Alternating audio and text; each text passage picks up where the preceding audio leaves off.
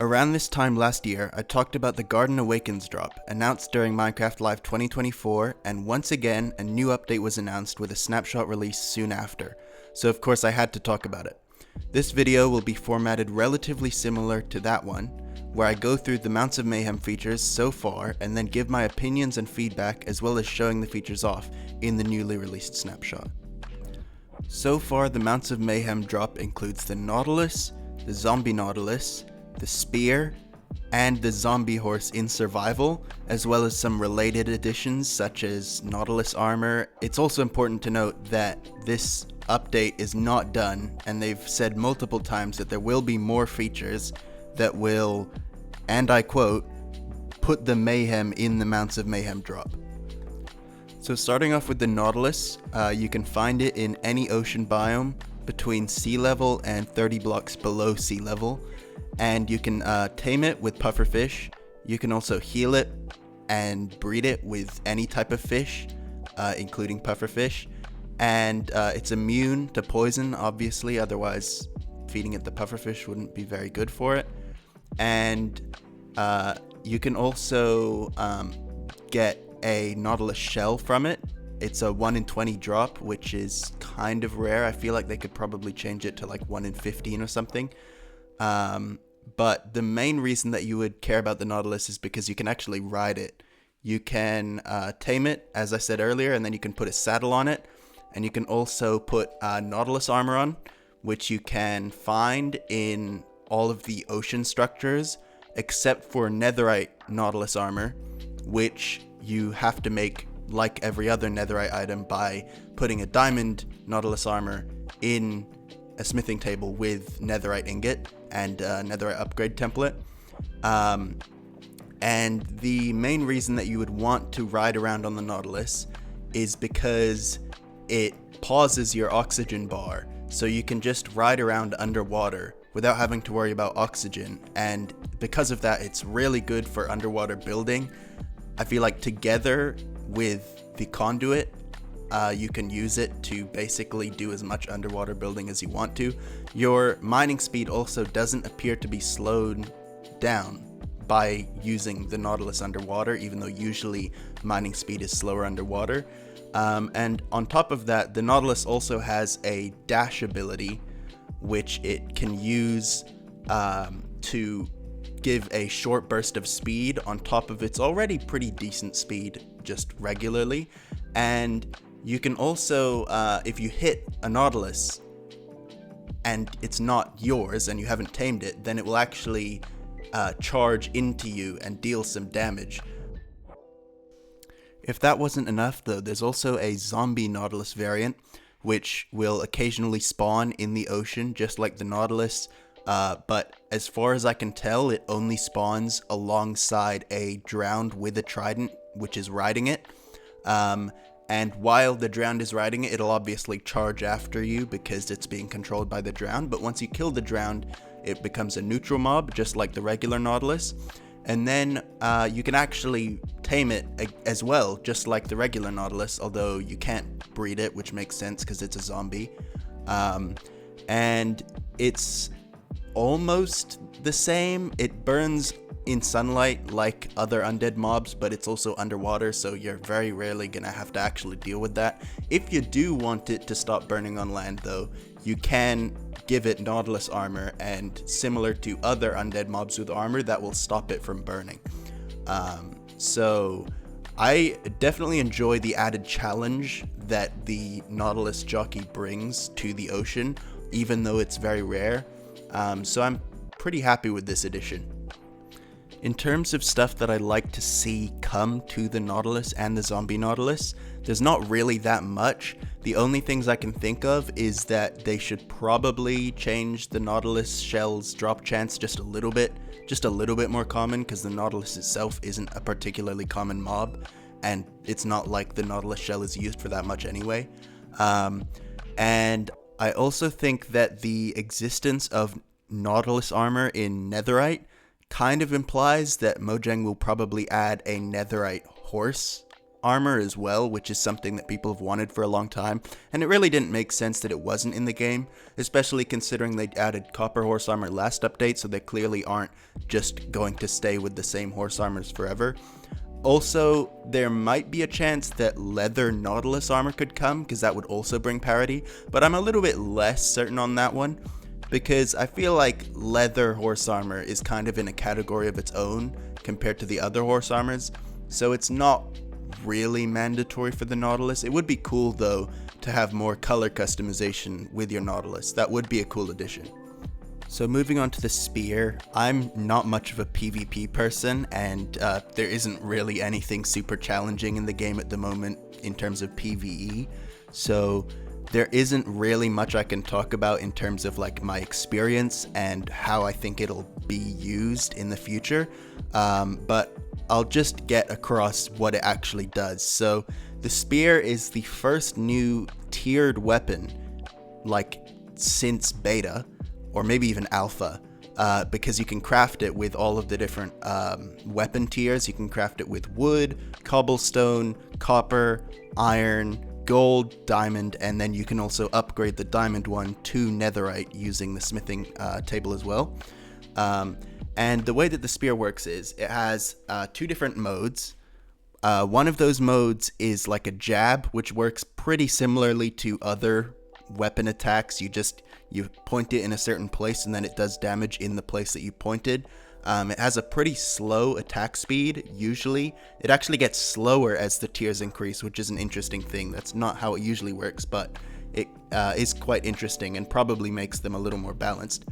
And the thing about spears is they actually have a longer reach than other weapons, which is something that Mojang was thinking of adding in the combat test snapshots for all weapons, but they didn't end up doing it, so I feel like this might be hinting that that will come in the future. I don't think it'll come in this update, but I think it's pretty likely that sometime in the next couple years we'll get those changes finally.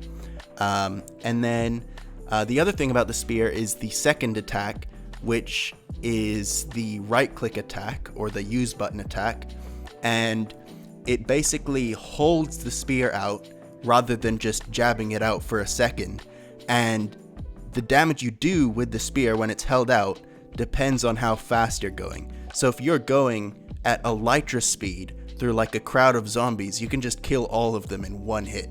So it's really powerful if you know how to use it, but it seems like for the average person it will be quite difficult to use in most scenarios. It also pairs really well with the dash ability of the Nautilus that I talked about earlier, and also the dash ability of the camel. So it's kind of inadvertently buffing the camel a little bit, because the camel also has a dash, which means you will be able to use that super high speed to get a lot of damage with the spear.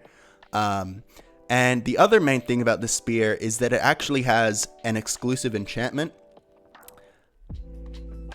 So the enchantment for the spear is called Lunge, and what it does is it basically makes you go forward every time you use the spear's jab attack.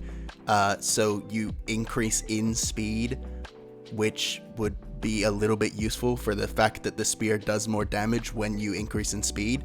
The only problem is a level 3 spear with the Lunge enchantment literally takes 16 hits to lose all of its durability. A netherite spear. So that's definitely unbalanced. I think they should make it, because right now, level 1 Lunge takes 8 durability, level 2 takes 32, and level 3 takes 128. Instead, it should be way lower. It should be 2 durability off for level 1, 4 durability off for level 2, and then 8 durability off for level 3. I think that's way more balanced, because right now, especially considering you can't put it on with mending, it's completely useless. This is going to be just like Infinity, where like nobody uses it because there just isn't any point. Like, it's not good enough to exchange like all of your durability for. So the only speculation I have for the spear is that they're just going to rebalance the enchantment, because there's no way it stays like that and people actually use it. Like, it's completely useless, so they definitely have to fix that. like, they have to make it at least like half of what it is now in terms of durability drain, but probably way more. Anyway, so moving on to the next topic. The next topic is the zombie horse. The zombie horse has been in creative mode for a very long time as a spawn egg, and now it's in survival mode as well, just like the skeleton horse. And it spawns in all the biomes that horses regularly spawn at night, with a zombie wielding a spear on top of it. And the interesting thing is, weirdly enough, it actually is required alongside the zombie nautilus and now the skeleton horse as well for the monsters hunted advancement. So you now have to kill all three of those mobs, even though they don't attack you and are just zombified variants of animals, in order to get the advancement, which I actually kind of like, because it means that there's way more things that you actually have to kill in order to get the advancement. And the fact that you killed those mobs is proof that you killed the rider of those mobs, which means that the actual advancement is proof that you have dealt with more mobs than it used to be. And also, weirdly enough, they changed skeleton horses and zombie horses to now burn in sunlight, just like all of the other undead variants, including the zombie nautilus. And at first, I didn't like this change, but since you can just put on horse armor, which you usually would anyway, and that will just make them like no longer burn, I'm honestly fine with it. I feel like it's good for consistency, and if you don't tame a skeleton horse or a zombie horse, it's just gonna sit there indefinitely in modern versions. So having it burn in sunlight so that it doesn't just like fill up the entire area over time is probably a good thing. There's also a couple other features of the zombie horse. Like, weirdly enough, when you kill the zombie that's riding a zombie horse, it drops a red mushroom, and red mushrooms can actually be used to lure and heal the zombie horse now, which is interesting. I don't think the old items that you used for a regular horse actually work for that purpose anymore. And maybe they changed that for the skeleton horse as well. Maybe the skeleton horse requires brown mushrooms or something. I feel like that would be kind of cool. I haven't actually checked yet to see if that's the case, but that would certainly be an interesting addition. So now that I've gone over all of the features in the update so far, I'd like to actually share my thoughts on how good the update is so far and what I think could potentially be added to it later. Personally, I think this update is actually really solid. I think it's probably a top 3, maybe top 4 if you really don't like it, drop of all time. I think top 3 is pretty fair, because it's like, what, the Pale Garden drop is number 1 maybe, and then number 2 is the Copper Age, and then number 3 is the Mounts of Mayhem, and then the Spring to Life is probably the 4th, or like swap it with Mounts of Mayhem maybe. So I actually find this update to be pretty satisfactory already, but they did say that there were more features, so I already said that I think there will probably be netherite horse armor and maybe leather nautilus armor as well, but that's less likely. I also think they'll have to rebalance the spear enchantment, and I also think that there might be some changes to the Nautilus's drop table that they might want to do. But interestingly enough, the way that they talked about what was coming, like the fact that it'll bring the Mayhem to Mounts of Mayhem, makes me think that it'll actually be something way more interesting than what people have been speculating so far. And I don't know what that would be exactly, but I just think we should keep our eyes peeled, because I think this drop, by the time it's actually done and by the time it releases, will be a really fun drop. Like, above all else, it'll be fun, and it will make PvP and mounts a lot more interesting. But in terms of specifics of what I think they could add, the name Mounts of Mayhem suggests that there will probably be a lot more mount-related stuff. They already added 3 new mounts, because the Nautilus, the Zombie Nautilus, and then the Zombie Horse, which is more than any other update, except maybe the update that introduced horses and mules and donkeys and such. So I think if there's any other mounts that they might touch, minecarts. There's been this minecart experimental change for a super long amount of time, and that's something that you can ride in that like nobody uses anymore because it's just completely outdone by every other form of transport in the game. And then also, I feel like they could probably change like the camel and the strider. I don't really have anything that I want changed about them, but that is something that they could do that would definitely fit with the update, and I could see it being a positive. So yeah, that's about it for the video. If you enjoyed, like, subscribe, and comment, and I'll see you in the next video.